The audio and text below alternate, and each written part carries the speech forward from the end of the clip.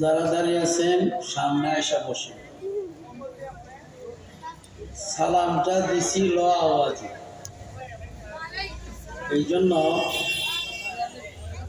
আসসালামু আলাইকুম ওয়া রাহমাতুল্লাহি ওয়া বারাকাতুহু।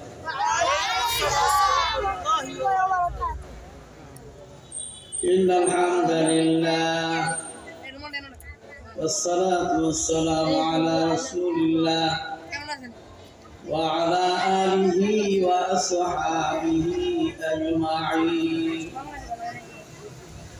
أما بعد فقد قال الله تعالى في كلامه المجيد وفي فرقانه الحميد: أعوذ بالله من الشيطان الرجيم. بسم الله الرحمن الرحيم. يا أيها الذين آمنوا اتقوا الله وكونوا مع الصادقين. وقال تعالى: قد أفلح من تزكى وذكر اسم ربه فصلى. صدق الله العظيم.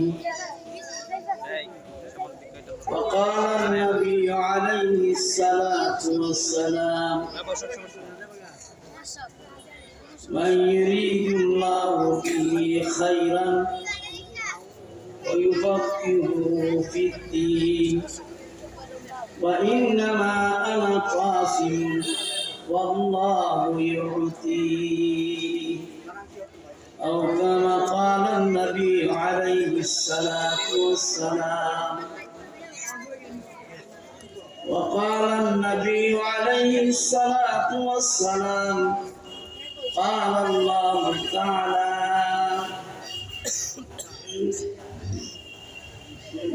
من عادى لي وليا فقد آذنته بالحرب، أو كما قال النبي عليه الصلاة والسلام.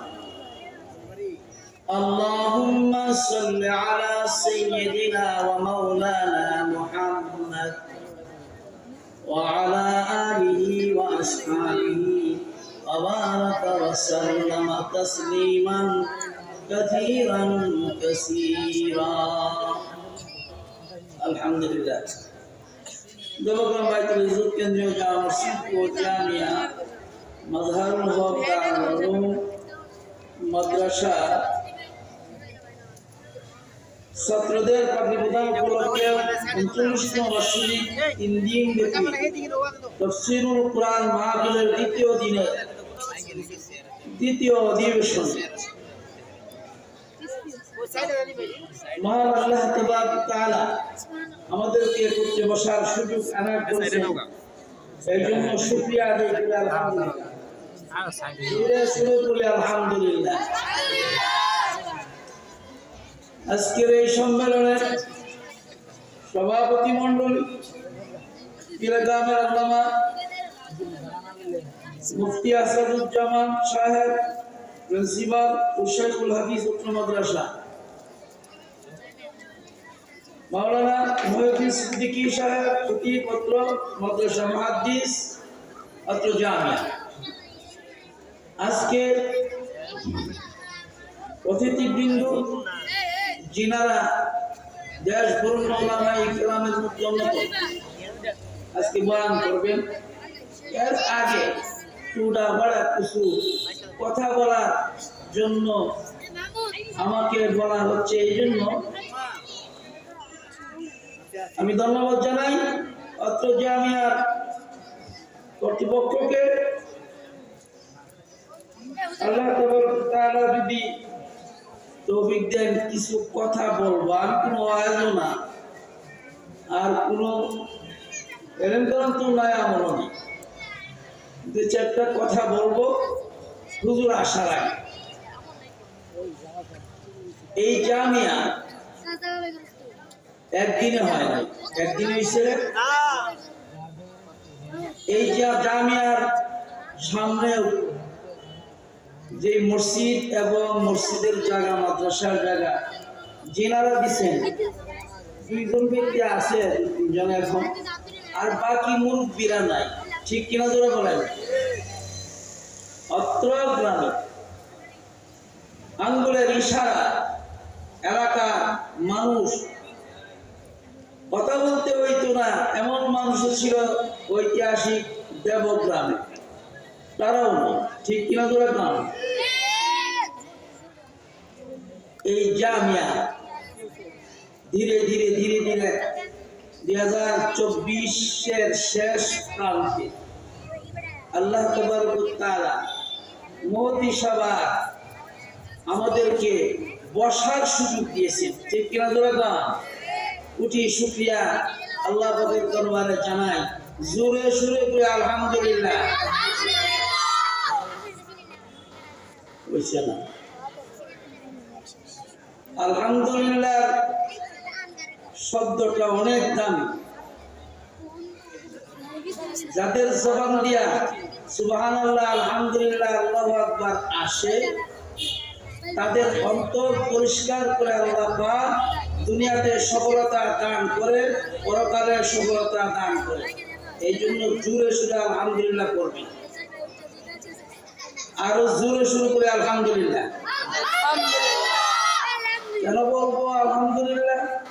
আলহামদুর মধ্যে 5টা অক্ষর আছে। আমার দিকে দেখা,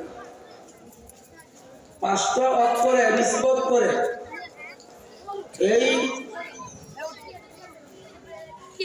উম্মতে 5 বেলার নামাজ আল্লাহ পাক ফরজ করেছেন। ঠিক কিনা?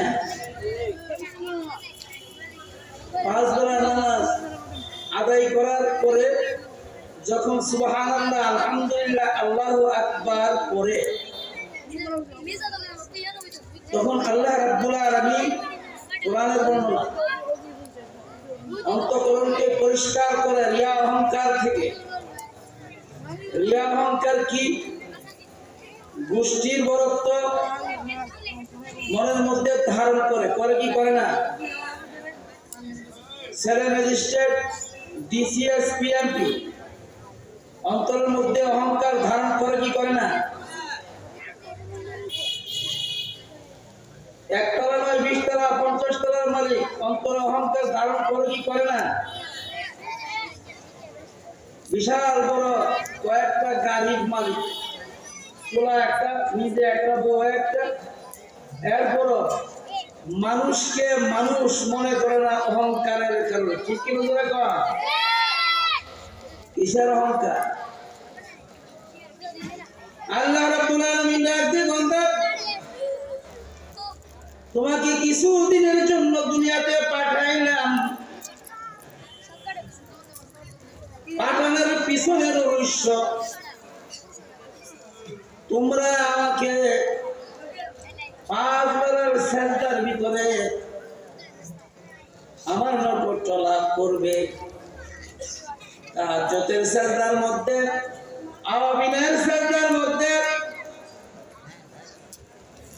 এমনকি 1 মাস মাহে রমজান শরীফের রোজার মাধ্যমে, কোরআন শরীফের তেলাওয়াতের মাধ্যমে যখন তুমি আমাকে স্মরণ করবে, হে নবী আপনি জানা দেন দুনিয়াতে অবশ্যই ওই মানুষের সফলতা আসবে অন্তর থেকে ওই আমলের বিনিময়ে।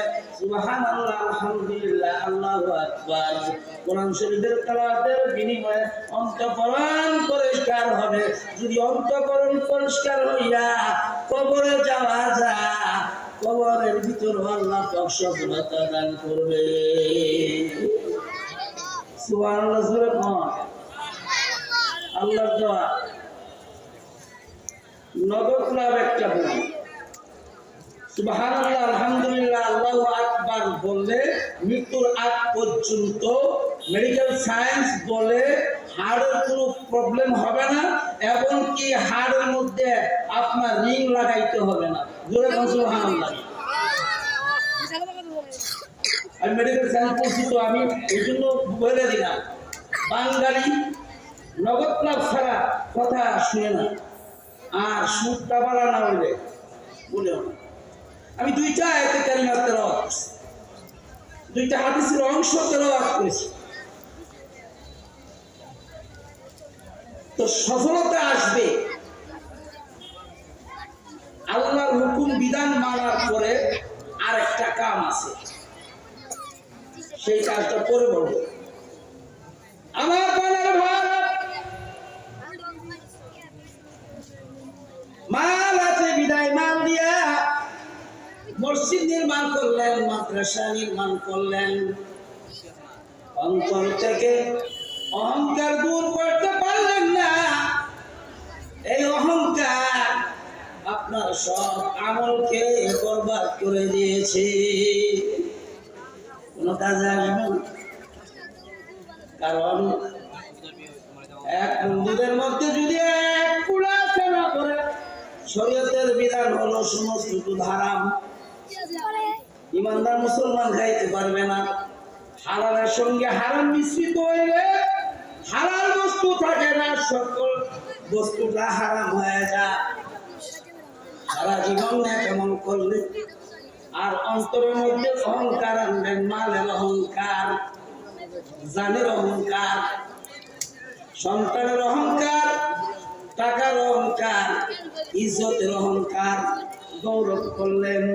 আপনার অহংকার কোনো কাজে লাগবে না যতক্ষণ পর্যন্ত আপনি পুত পবিত্র বানাইতে না পারবে।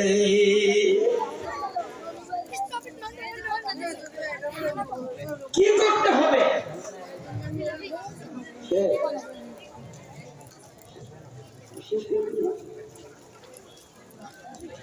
কি করতে হবে? নামাজ রোজা করার পরে এই উলামায়ে কেরামের সোহবতে থাকতে হবে।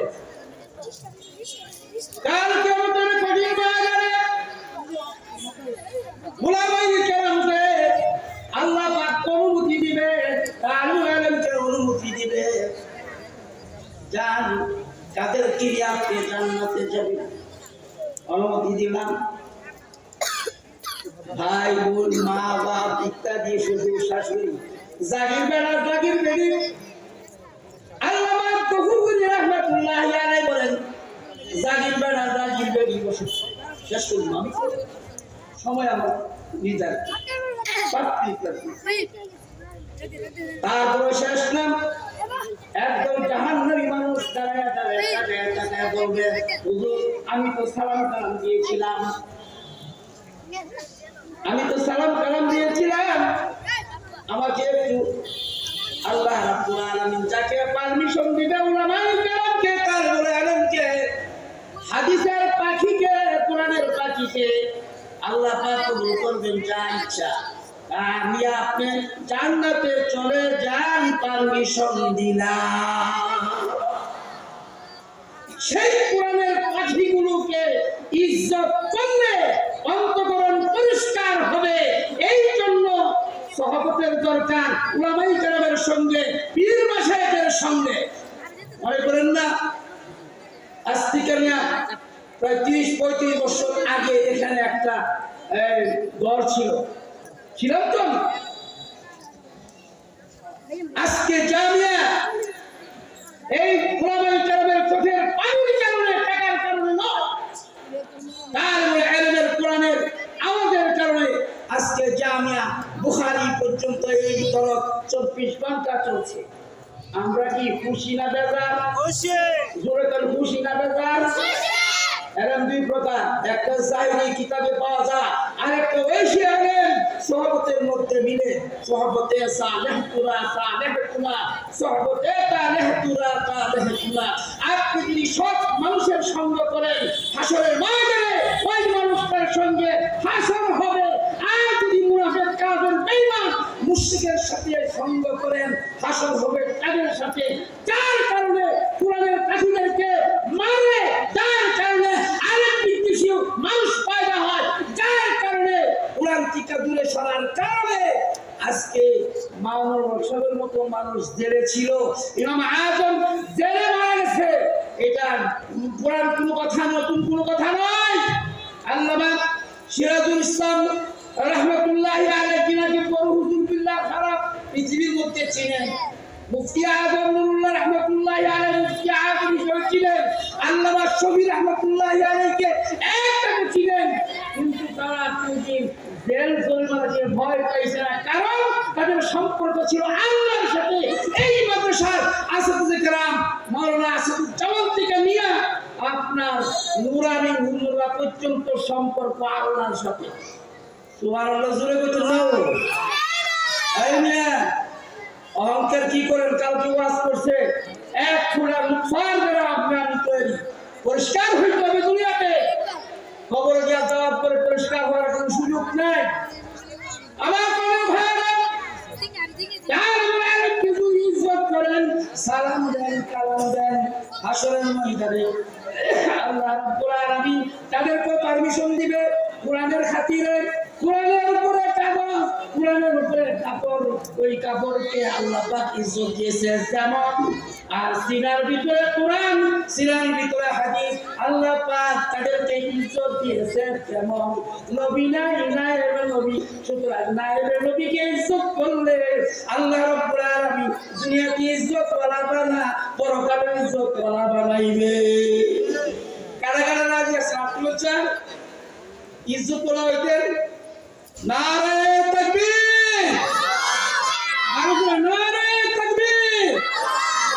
আল্লাহ এই প্রতিষ্ঠানকে কিয়ামত পর্যন্ত কবুল করেন, সকলে বলে আমিন। ইনকিলাম কি করেন না মিয়া? ইনকিলাম কি করে লাভ নাই। এই উলামায়ে কেরামের কথা কোরআনে আল্লাহ পাক বলছেন, ইন্নামা ইয়াশাল্লাহা মিন ইবাদিহিল উলামা। আল্লাহকে ভয় করার মতো করে আলেমগণ ভয় করে যখন কাঁদবে, সম্পর্ক আল্লাহর সঙ্গে হয়ে যায়। সুতরাং কিংবদন্তি কইরা আর অহংকার কইরা জাগার বড়াই, টাকার বড়াই লাভ নাই, ইজ্জত দিয়ে। এই জন্য আমাদের সম্পর্ক আল্লাহর সাথে আছে। তাই ভাই মহব্বতের কারণে হয়। আমার পীর মুর্শিদ আগামী দিনে আসবেন।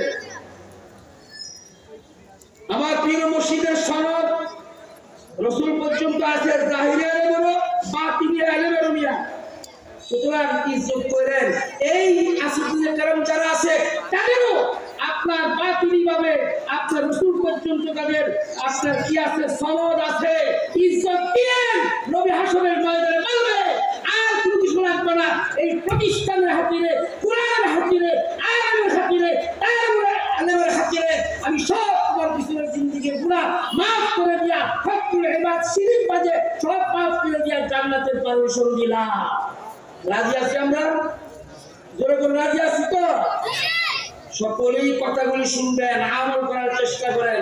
আমলের ঘর ওলির ঘরে কারিয়া এই বিনতি করেন না, অহংকার করেন না।